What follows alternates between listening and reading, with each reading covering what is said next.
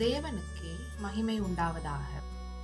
இன்றைக்கான தெய்வீக ஆற்றல் சக்தி மிகுந்த வார்த்தை. கர்த்தருடைய வார்த்தையினால் வானங்களும் அவருடைய வாயின் சுவாசத்தினால் அவைகளின் சர்வ சேனையும் உண்டாக்கப்பட்டது. சங்கீதம் 33:6. கடந்த நாட்கள்ல பரிசுத்த ஆவியானவரை குறித்து தியானித்தோம். இன்று முதல் சிருஷ்டிப்பை குறித்து தியானிக்க போகிறோம். அதுவே நம் தலைப்பு. இன்றைய நவீன தொழில்நுட்ப காலத்துல அலெக்சா, சிரி போன்ற கருவிகள் பயன்பாட்டுல உள்ளது. அலெக்சா, சிரி அப்படின்னா என்ன? அது நம்மளுடைய குரல்களை உள்வாங்கி நம்மளுடைய கட்டளைகளை செய்யக்கூடிய இயந்திரங்கள், இல்ல ஒரு கருவின்னு சொல்லலாம்.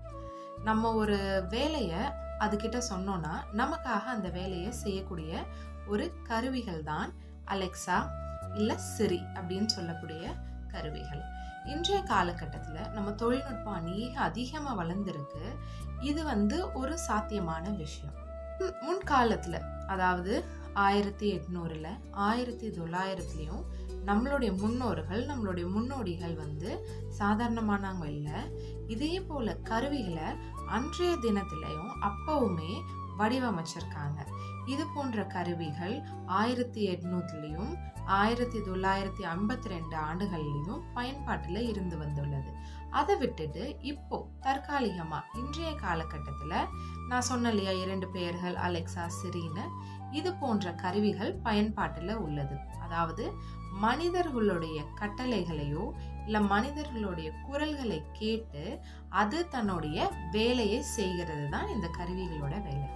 யோசிச்சு பாருங்களேன், இன்னைக்கு உங்களுடைய குரலையும் இல்ல என்னுடைய குரலையும் கேட்டு, இல்ல உங்களுடைய கட்டளையோ என்னுடைய கட்டளையோ கேட்டு இந்த உலகம், இந்த பூமி இயங்குச்சுன்னா எப்படி இருக்கும்? இல்ல நம்ம சொல்றத செய்யுதுன்னா எப்படி இருக்கும்? யோசிச்சு பாருங்களேன். ஆமா, இது இயேசு கிறிஸ்துவின் காலகட்டத்துல இது நடந்துச்சு.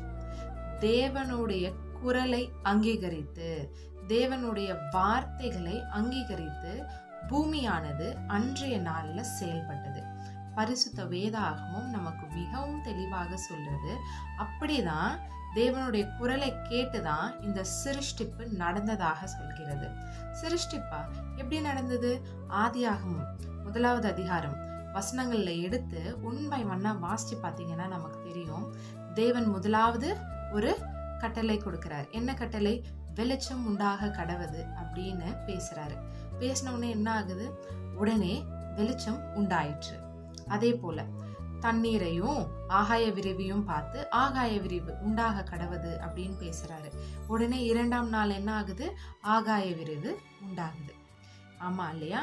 தேவனுடைய குரலையும் தேவனுடைய கட்டளையும் கேட்டு அன்று பூமி செயல்பட்டது.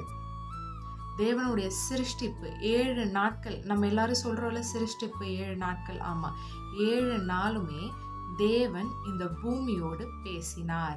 உடனடியாக இந்த சிருஷ்டிப்பு நடந்தது. அதுதான் நமக்கு வேதாகமும் சொல்லுது.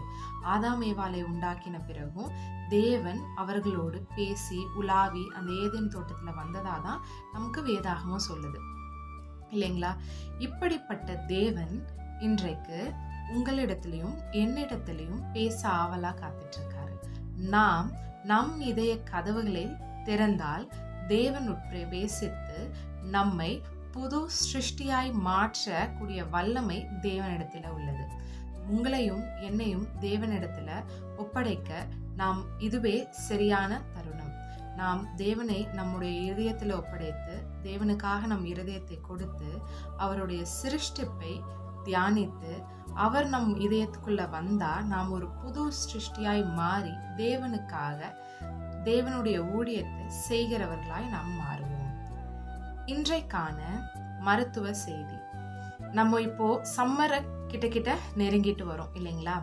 இந்த காலகட்டத்துல அதிகமான வெப்பம் இருக்கிறதுனால நம்ம உடம்ப ஆரோக்கியமாகவும் நம்மளுடைய உடம்ப குளிர்ச்சியாகவும் வைத்துக் கொள்ளக்கூடிய ஒரு பழத்தை பத்தி தான் பேச போறேன்.